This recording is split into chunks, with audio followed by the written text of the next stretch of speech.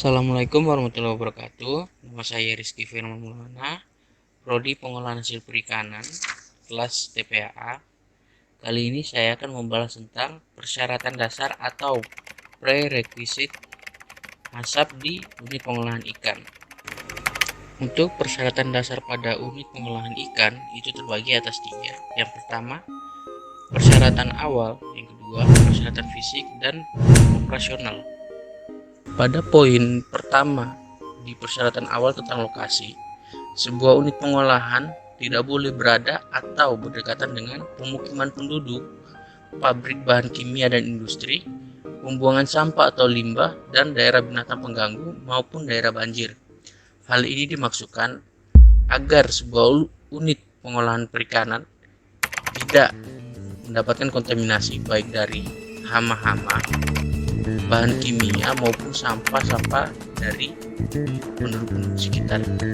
Pada poin kedua tentang lingkungan, sebuah UP harus berada pada lingkungan yang bersih dari rumput atau sampah untuk meminimalisasi area tinggalnya hewan pengganggu, dipavit atau aspal untuk meminimalisasi kemungkinan debu lumpur masuk ke pabrik, mempunyai drainase yang dapat mencegah akumulasi air buangan ke pabrik, dan yang terakhir dipasang tembok atau pagar untuk mencegah pest masuk dan keamanan pabrik serta mengontrol akses masuk ke pabrik.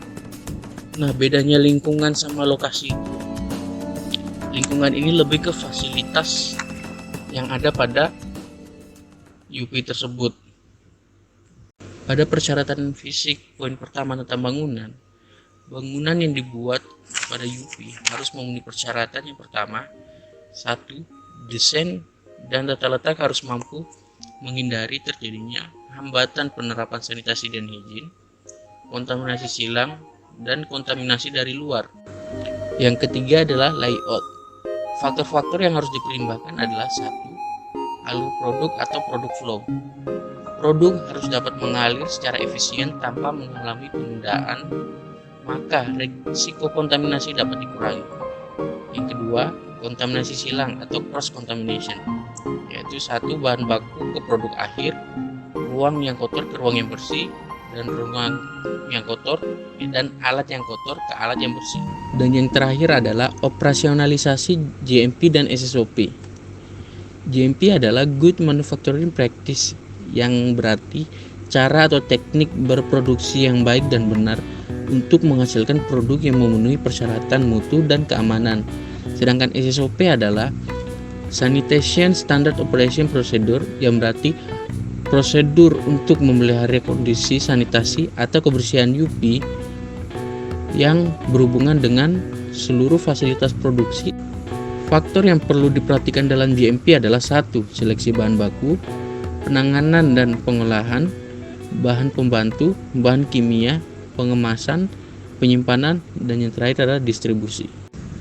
Untuk SSOP sendiri memiliki 8 kunci yang disebut dengan 8 kunci SSOP yang terdiri dari 1. Keamanan air dan es, 2. Kondisi dan kebersihan sarana maupun prasarana yang kontak langsung dengan produk, 3. Pencegahan kontaminasi silang, 4. Pemeliharaan fasilitas atau pencucian tangan maupun toilet, 5. Perlindungan produk atau pengemas atau alat dari bahan-bahan kimia ataupun kontaminan, 6.